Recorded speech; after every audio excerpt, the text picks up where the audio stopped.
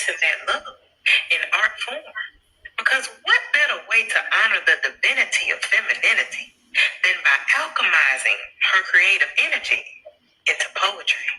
After all, Sappho isn't just a poet. Sappho is also Sophia. And now I wouldn't be Reverend Dr. Sahasha L if I didn't give you the tools to break down the spell. Now, check this out for a minute. The word lesbian can be seen as an alchemical factorization of the sounds. Lus ma'an. Lus meaning light, as in wisdom. Ma meaning duality, as in balance, or more deeply in Egyptian, Ba, which is code for spirit. And finally, An, which you may know as Anu, which simplifies to the word God.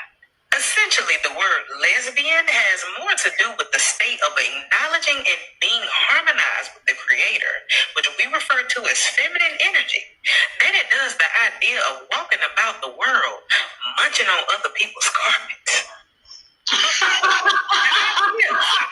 Black men calling the return of the matriarch a lesbian feminist movement in his so beloved and narcissistic white girl term is because he knows that when the black woman rises, the ego he serves will be subsided and he will be left alone to master his own femininity, which you can typically find him battling with in my comments.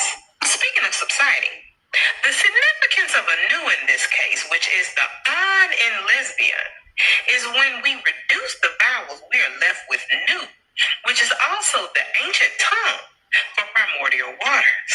The same primordial waters that birthed Ma's son, which came to be known as Ra. Furthermore, Nu is also the 13th letter of the Greek alphabet and is used in physics to represent frequency. And numerologically speaking, 13 also represents the divine femininity in that there are 13 moons within the lunar cycle. And the moon also happens to be the god of the waters. These waters, or Nu, govern the emotional/feminine body, which is the 3D expression of the spirit itself.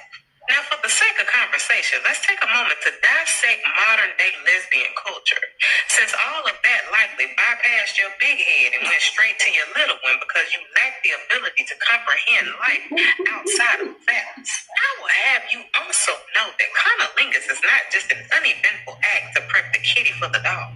It is the holy equivalent to communion. Instead of 2 loaves and a glass of wine, you get 2 lips and a sip of the divine. This is what made the difference between